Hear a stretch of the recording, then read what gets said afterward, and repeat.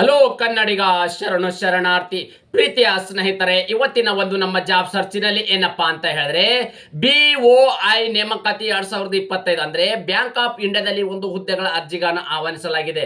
ವಿವಿಧ ಹುದ್ದೆಗಳ ಅರ್ಜಿಗಳನ್ನು ಆಹ್ವಾನಿಸಲಾಗಿದ್ದು ಒಟ್ಟಾರೆಯಾಗಿ ಇಲ್ಲಿ 514 ಹುದ್ದೆಗಳ ಅರ್ಜಿಗಳನ್ನು ಆಹ್ವಾನಿಸಲಾಗಿದೆ. ಅದರಲ್ಲಿ ಬಹುಮುಖ್ಯವಾಗಿ ಪುರುಷ ಮತ್ತು ಮಹಿಳಾ ಅಭ್ಯರ್ಥಿಗಳು ಕೂಡ ಈ ಒಂದು ಹುದ್ದೆಗೆ ಅರ್ಜಿಗಳನ್ನು ಸಲ್ಲಿಸಬಹುದಾಗಿದೆ.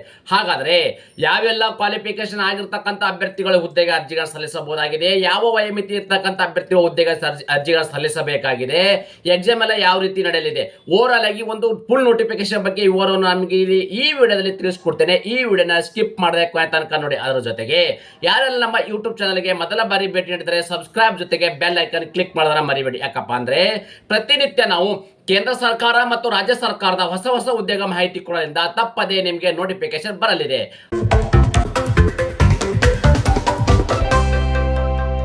ಸ್ನೇಹಿತರೆ, ತಾವುಗಳು ಇಲ್ಲಿ ಗಮನಿಸಬಹುದಾಗಿದೆ BOI ವೇಕೆನ್ಸಿ 2025 ನೋಟಿಫಿಕೇಶನ್ ಅಂದ್ರೆ ಬ್ಯಾಂಕ್ ಆಫ್ ಇಂಡಿಯಾದಲ್ಲಿ ಇರ್ತಕ್ಕಂಥ ಯಾವ್ದು ಬ್ಯಾಂಕ್ ಆಫ್ ಇಂಡಿಯಾದಲ್ಲಿ ಇರ್ತಕ್ಕಂಥ ಹುದ್ದೆಗಳ ಅರ್ಜಿಗಳನ್ನು ಆಹ್ವಾನಿಸಲಾಗಿದೆ.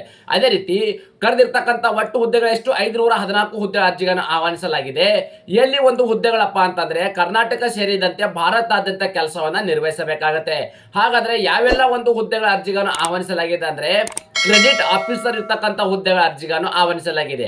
ಹಾಗಾದ್ರೆ ಆಯ್ಕೆ ಇರ್ತಕ್ಕಂಥ ಅಭ್ಯರ್ಥಿಗಳಿಗೆ ಪ್ರತಿ ತಿಂಗಳು ಸಿಗ್ತಕ್ಕಂಥ ವೇತನ ಎಷ್ಟಪ್ಪ ಅಂದ್ರೆ 64,820ರಿಂದ 1,20,940 ರೂಪಾಯಿವರೆಗೂ ಇದು ಪ್ರತಿ ತಿಂಗಳು ಸಿಗ್ತಕ್ಕಂಥ ವೇತನವಾಗಿದೆ.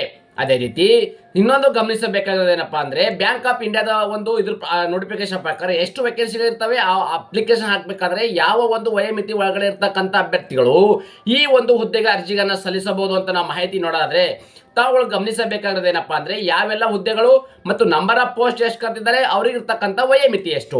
ಹಾಗಾದ್ರೆ ಸ್ನೇಹಿತರೆ, ತಾವುಗಳು ಇಲ್ಲಿ ಗಮನಿಸಬಹುದಾಗಿದೆ ಕ್ರೆಡಿಟ್ ಆಫೀಸರ್ ಇರ್ತಕ್ಕಂಥದ್ದು MMGS ಏನಿರ್ತಕ್ಕಂಥವರಿಗೆ 418 ಹುದ್ದೆಗಳಿದ್ರೆ ಅವ್ರಿಗೆ ಇರ್ತಕ್ಕಂಥ ವಯೋಮಿತಿ 25ರಿಂದ 35 ವರ್ಷ ಒಳಗಡೆ ಇರ್ತಕ್ಕಂಥ ಅಭ್ಯರ್ಥಿಗಳು ಈ ಒಂದು ಹುದ್ದೆಗೆ ಅರ್ಜಿಗಳನ್ನ ಸಲ್ಲಿಸಬಹುದಾಗಿದೆ.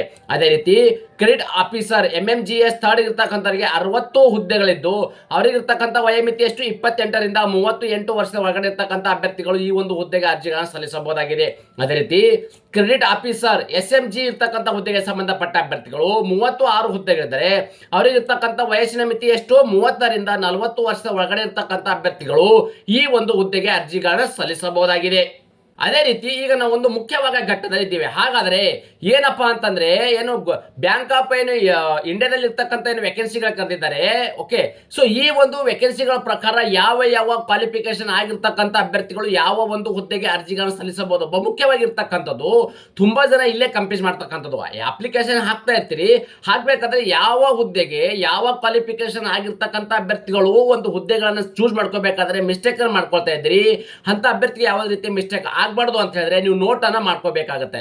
ಯಾಕಪ್ಪ ಅಂತಂದ್ರೆ ನೀವು ಒಂದು ಸಾರಿ ಅಪ್ಲಿಕೇಶನ್ ಹಾಕ್ಬಿಟ್ರೆ ಅದು ಮತ್ತೆ ಅದು ಚೇಂಜ್ ಓವರ್ ಮಾಡಕ್ ಆಗೋದಿಲ್ಲ. ಸೊ ಅಪ್ಲಿಕೇಶನ್ ಹಾಕ್ಬೇಕಾದ್ರೆ ಕುಲಂಕುಷವಾಗಿ ಯಾವ ಒಂದು ಹುದ್ದೆಗಳನ್ನ ಅರ್ಜಿಗಳನ್ನ ಸಲ್ಲಿಸ್ತಾ ಇದ್ದೀನಿ, ನನ್ನ ಒಂದು ಕ್ವಾಲಿಫಿಕೇಶನ್ಗೆ ಯಾವ ಒಂದು ಸೂಟೇಬಲ್ ಆಗಿರ್ತಕ್ಕಂಥ ಪೋಸ್ಟ್ ಅನ್ನ ಇಲ್ಲಿ ಆಯ್ಕೆಯನ್ನು ಮಾಡ್ಕೋಬೇಕಾಗಿರ್ತಕ್ಕಂಥದ್ದು ನೀವು ಅಪ್ಲಿಕೇಶನ್ ಹಾಕ್ಬೇಕಾದ್ರೆ ಮುಖ್ಯವಾಗಿ ಗಮನಿಸಬೇಕಾಗಿರ್ತಕ್ಕಂಥ ವಿಷಯ.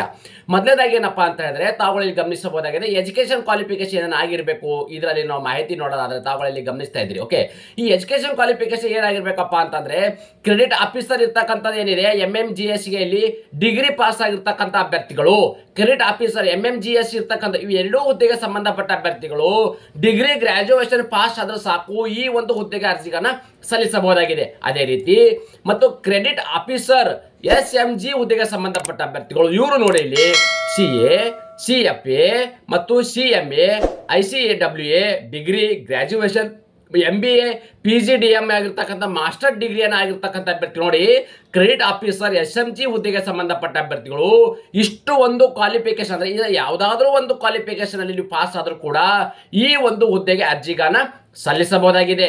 ಅದೇ ರೀತಿ ಆಯ್ಕೆ ಇರ್ತಕ್ಕಂಥ ಅಭ್ಯರ್ಥಿಗಳಿಗೆ ಪ್ರತಿ ತಿಂಗಳು ಸಿಗ್ತಕ್ಕಂಥ ವೇತನ ಎಷ್ಟು ಅಂತ ನಾವು ಮಾಹಿತಿ ನೋಡೋದಾದ್ರೆ ತಾವುಗಳು ಗಮನಿಸಬಹುದಾಗಿದೆ. ಸ್ನೇಹಿತರೆ, ಇಲ್ಲಿ ಪೋಸ್ಟ್ ಇರ್ತಕ್ಕಂಥ ನೇಮ್ ಅಂದ್ರೆ ಯಾವ ಎಲ್ಲ ಹುದ್ದೆಗೆ ಇದಾವೆ ಆ ಹುದ್ದೆಗೆ ಅನುಗುಣವಾಗಿ ಸಿಗ್ತಕ್ಕಂಥ ವೇತನ. ಹಾಗಾದ್ರೆ ಕ್ರೆಡಿಟ್ ಆಫೀಸರ್ ಮತ್ತು MMGS ಇರ್ತಕ್ಕಂಥವರಿಗೆ 64,820ರಿಂದ 93,960 ರೂಪಾಯಿವರೆಗೂ ವೇತನ.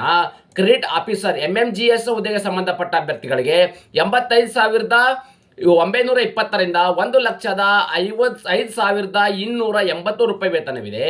ಕ್ರೆಡಿಟ್ ಆಫೀಸರ್ SMG ಹುದ್ದೆಗೆ ಸಂಬಂಧಪಟ್ಟ ಅಭ್ಯರ್ಥಿಗಳಿಗೆ 1,20,20,940 ವರೆಗೂ ವೇತನ. ಇದು ಎಲ್ಲವೂ ಕೂಡ ಪ್ರತಿ ತಿಂಗಳು ಸಿಗ್ತಕ್ಕಂಥ ವೇತನವಾಗಿದೆ. ಅದರಲ್ಲಿ ಮುಖ್ಯವಾಗಿ ಗಮನಿಸಬೇಕಾಗಿರೋದು ಏನಪ್ಪಾ ಅಂದ್ರೆ ಏಜ್ ಲಿಮಿಟ್ ಅಲ್ಲಿ ವಯೋಮಿತಿ. ನಾನು ನಿಮಗೆ ಮೊದಲೇ ಹೇಳಿದೆ, ಯಾವ ಒಂದು ಪೋಸ್ಟಿಗೆ ಮತ್ತು ಯಾವ ಒಂದು ವಯೋಮಿತಿ ಒಳಗಡೆ ಇರ್ತಕ್ಕಂಥ ಅಭ್ಯರ್ಥಿಗಳು ಈ ಒಂದು ಹುದ್ದೆಗೆ ಅರ್ಜಿಗೆ ಸಲ್ಲಿಸಬಹುದಾಗಿದೆ. ಓಕೆ, ಸೊ ಅದರಂತೆ ವಯೋಮಿತಿಯಲ್ಲಿ ಕೂಡ ಸಡಿಲಿಕೆ ನೀಡಲಾಗಿದೆ. OBC ಅಭ್ಯರ್ಥಿಗಳಿಗೆ ಇಲ್ಲಿ 3 ವರ್ಷಗಳ ಕಾಲ ವಯೋಮಿತಿಯಲ್ಲಿ ಸಡಿಲಿಕೆವಿದೆ. SC/ST ಅಭ್ಯರ್ಥಿಗಳಿಗೆ 5 ವರ್ಷಗಳ ಕಾಲ ವಯೋಮಿತಿಯಲ್ಲಿ ಸಡಿಲಿಕೆವಿದೆ. PWD ಅಭ್ಯರ್ಥಿಗಳಿಗೆ 10 ವರ್ಷಗಳ ಕಾಲ ವಯೋಮಿತಿ ಸಡಿಲಿಕೆಯನ್ನು ನೀಡಲಾಗಿದೆ. ಹಾಗಾದ್ರೆ ಈ ಒಂದು ಅಪ್ಲಿಕೇಶನ್ ಹಾಕಬೇಕಾದ್ರೆ ಅಪ್ಲಿಕೇಶನ್ ಫೀ ಬಗ್ಗೆ ನಾವು ಇಲ್ಲಿ ಗಮನಿಸಬೇಕಾಗುತ್ತೆ. ಯಾಕಪ್ಪ ಅಂತಂದ್ರೆ ಯಾವುದೇ ಒಂದು ಅಪ್ಲಿಕೇಶನ್ ಹಾಕಬೇಕಾದ್ರೆ ನಾವಿಲ್ಲಿ ಅಪ್ಲಿಕೇಶನ್ ಫೀ ಬಗ್ಗೆ ಗಮನ ಹರಿಸ್ತಕ್ಕಂಥದ್ದು ಏನಪ್ಪಾ ಅಂತಂದ್ರೆ ಜನರಲ್ ಕ್ಯಾಂಡಿಡೇಟ್ ಇರ್ತಕ್ಕಂಥ ಅಭ್ಯರ್ಥಿಗಳಿಗೆ 850 ರೂಪಾಯಿ ಅರ್ಜಿ ಶುಲ್ಕವಿದೆ. SC/ST PWD ಅಭ್ಯರ್ಥಿಗಳಿಗೆ ಕೇವಲ ಅವರಿಗೆ ಇಲ್ಲಿ 175 ರೂಪಾಯಿ ಅರ್ಜಿ ಶುಲ್ಕವಿದೆ. ಹಾಗಾದ್ರೆ ಈ ಅರ್ಜಿ ಶುಲ್ಕವನ್ನು ಹೇಗೆ ಪಾವತಿಸಬೇಕಪ್ಪ ಅಂದ್ರೆ ನೀವು ಆನ್ಲೈನ್ ಅಪ್ಲಿಕೇಶನ್ ಹಾಕಬೇಕಾದ್ರೆ credit card, debit card, net banking, PhonePe, Google pay scanner ಮುಖಾಂತರ ಈ ಒಂದು ಅರ್ಜಿ ಶುಲ್ಕವನ್ನು ನೀವು ಪಾವತಿ ಮಾಡಬಹುದಾಗಿದೆ. ಅದೇ ರೀತಿ ಮುಖ್ಯವಾಗಿ ಘಟ್ಟ ಏನಪ್ಪಾ ಅಂದ್ರೆ ಸೆಲೆಕ್ಷನ್ ಪ್ರೋಸೆಸ್ ಅನ್ನ ಹೇಗೆ ಮಾಡ್ತಾರೆ ಅಂದ್ರೆ ಅಪ್ಲಿಕೇಶನ್ ಎಲ್ಲಾನು ಹಾಕಿರ್ತೀರಿ, ಹಾಕಾದ ಬಳಿಕ ಇಲ್ಲಿ ಮುಂದೆ ಇರ್ತಕ್ಕಂಥದ್ದೇ ಮಾರಿ ಹಬ್ಬ ಅಂತಾನೆ ಹೇಳಬಹುದಾಗಿದೆ. ಅಂದ್ರೆ ಯಾವ ಒಂದು ಪ್ಯಾಟರ್ನ್ ಒಂದು ಆಧಾರದ ಮೇಲೆ ಇಲ್ಲಿ ಸೆಲೆಕ್ಷನ್ ಪ್ರೋಸೆಸ್ ಅನ್ನ ಮಾಡ್ತಾರಪ್ಪ ಅಂದ್ರೆ ಮೊದಲನೇದಾಗಿ ಇಲ್ಲಿ ಒಂದು ಆನ್ಲೈನ್ ಎಕ್ಸಾಮಿನೇಷನ್ ನಡೆಸಲಾಗುವುದು. ಆ ಆನ್ಲೈನ್ ಎಕ್ಸಾಮ್ ಅಲ್ಲಿ ಕ್ವಾಲಿಫೈ ಆಗಿರ್ತಕ್ಕಂಥ ಅಭ್ಯರ್ಥಿಗಳನ್ನ ಇಂಟ್ರೂ ಮಾಡಿ ಮೆರಿಟ್ ಆಧಾರದ ಮೇಲೆ ಅಭ್ಯರ್ಥಿಗಳನ್ನ ನೇಮಕಾತಿ ಮಾಡಲಾಗುವುದು. ಅದೇ ರೀತಿ ಅಪ್ಲಿಕೇಶನ್ ಅನ್ನ ಹೇಗೆ ಸಲ್ಲಿಸಬೇಕಪ್ಪ ಅಂತ ಹೇಳಿದ್ರೆ ತಾವುಗಳು ಮುಖ್ಯವಾಗಿ ಗಮನಿಸಬೇಕಾಗಿರ್ತಕ್ಕಂಥದ್ದು ಏನಪ್ಪಾ ಅಂದ್ರೆ ಒಂದು ಅಫಿಷಿಯಲ್ ವೆಬ್ಸೈಟ್ ಇದೆ. ಆ ಒಂದು ವೆಬ್ಸೈಟ್ ಮೂಲಕ ಹೋಗಿ ತಮ್ಮ ಅರ್ಜಿಗಳು ಸಲ್ಲಿಸಬೇಕಾಗುತ್ತೆ. ಆ ಒಂದು ಅರ್ಜಿಗಳು ಸಲ್ಲಿಸಬೇಕಾದ್ರೆ ಅಫಿಷಿಯಲ್ ವೆಬ್ಸೈಟ್ ಇದೆ. ಆ ಒಂದು ವೆಬ್ಸೈಟ್ ನನ್ನ ಯೂಟ್ಯೂಬ್ ಡಿಸ್ಕ್ರಿಪ್ಷನ್ ಬಾಕ್ಸ್ ಅಲ್ಲಿ ನಿಮಗೆ ಲಿಂಕ್ ಅನ್ನ ಕೊಟ್ಟಿರುತ್ತೇನೆ. ಆ ಲಿಂಕ್ ಮೇಲೆ ಕ್ಲಿಕ್ ಮಾಡೋ ಮೂಲಕ ಇಲ್ಲಿ ಅಪ್ಲಿಕೇಶನ್ ಓಪನ್ ಆಗುತ್ತೆ. ಡೈರೆಕ್ಟ್ ಆಗಿ ತಮ್ಮ ಅರ್ಜಿಗಳನ್ನ ಸಲ್ಲಿಸಬಹುದಾಗಿದೆ.